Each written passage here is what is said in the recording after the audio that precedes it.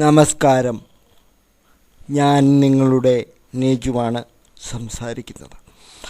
ഇതുവരെ ഞാൻ നിങ്ങളോട് ഓരോ കാര്യങ്ങളെക്കുറിച്ച്, എനിക്ക് പറയാനുള്ള കാര്യങ്ങളെക്കുറിച്ച് നിങ്ങളെ അറിയിക്കാനും എൻ്റെ ചിന്തകൾ പങ്കുവെക്കാനുമാണ് യൂട്യൂബിൽ ഞാൻ വീഡിയോ ഫോർമാറ്റാക്കി അപ്ലോഡ് ചെയ്തുകൊണ്ടിരുന്നത്.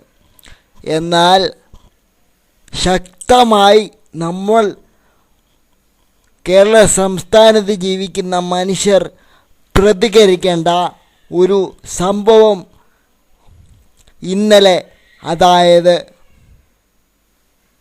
13-ാം തീയതി 3-ാം മാസം 2015 കേരള സംസ്ഥാനത്ത് സംഭവിച്ചതുകൊണ്ടാണ്, കേരള സംസ്ഥാനത്ത് തലസ്ഥാനത്ത് സംഭവിച്ചതുകൊണ്ടാണ് ഇത്ര ധൃതിപ്പെട്ട് ഞാൻ നിങ്ങൾക്ക് ഒരു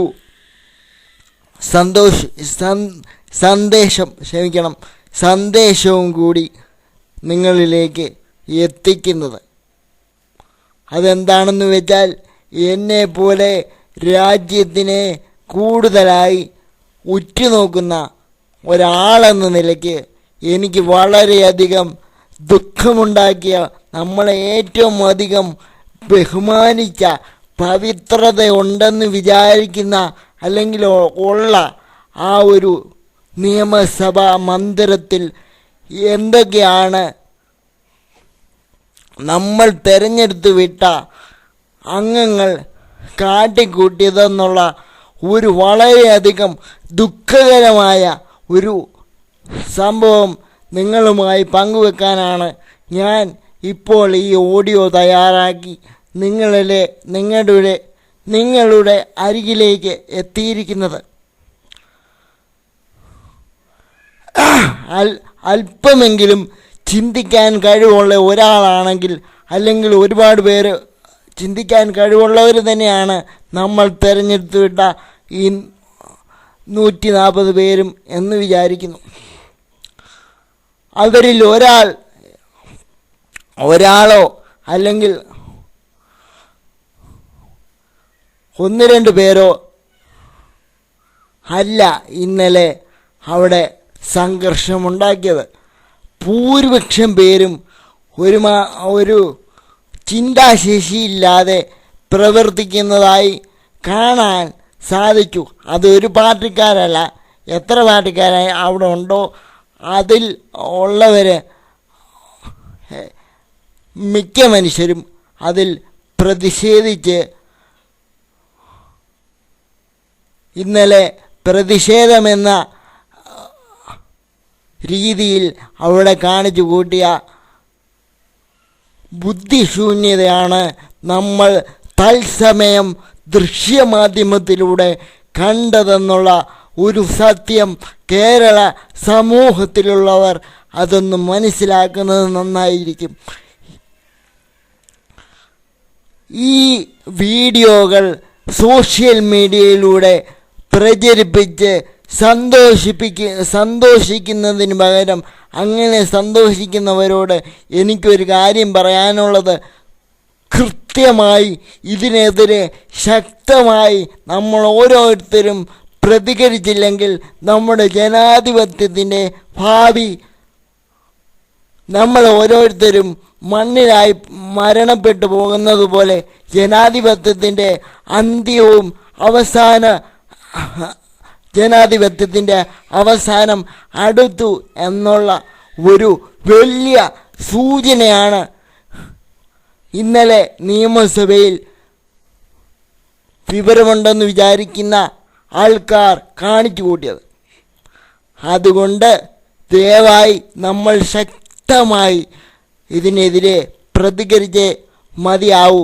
ഇനിയും ഇങ്ങനെ ഒരു അധഭാഗ്യം ആയ സംഭവം നടക്കാതിരിക്കട്ടെ എന്ന് ഞാൻ പ്രാർത്ഥിക്കുന്നു.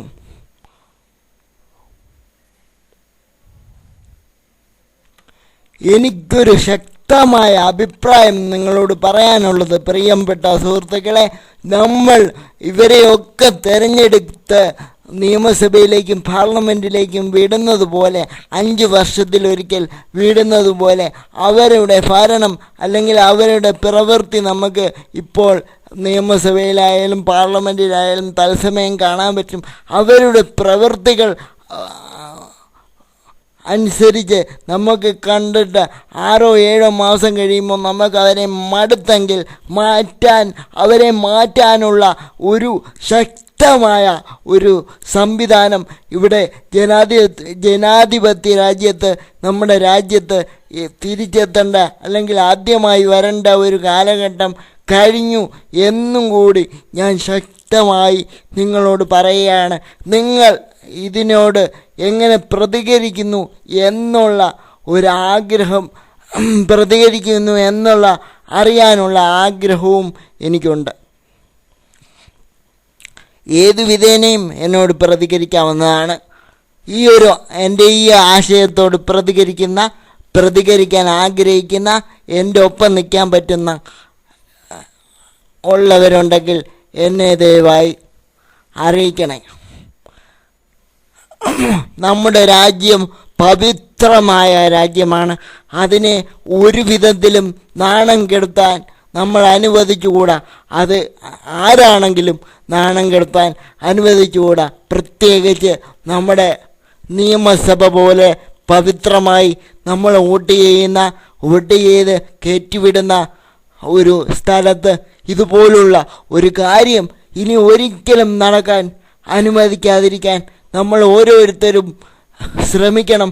അല്ലാതെ യൂട്യൂബിലും വാട്സപ്പിലും ഒക്കെ വീഡിയോകൾ ആസ്വദിച്ച് തിരിച്ചു തള്ളി കൂട്ടുകാർക്ക് അത് കൈമാറി രസിക്കുകയല്ല വേണ്ടത് എന്നുള്ള ഒരു ശക്തമായ നിർദ്ദേശം കൂടി ഞാൻ പങ്കുവെക്കുമ്പോൾ നിങ്ങളൊക്കെ വിചാരിക്കും, ഇയാൾ എന്താണ് ഈ പറയുന്നത്? ഇത് കേൾക്കുന്ന ഒരാളെങ്കിലും എൻ്റെ ഒപ്പം നിന്ന് ഞാൻ പറയുന്നത് ശരിയാണെന്ന് വിചാരിക്കുന്ന ആരെങ്കിലും കാണും.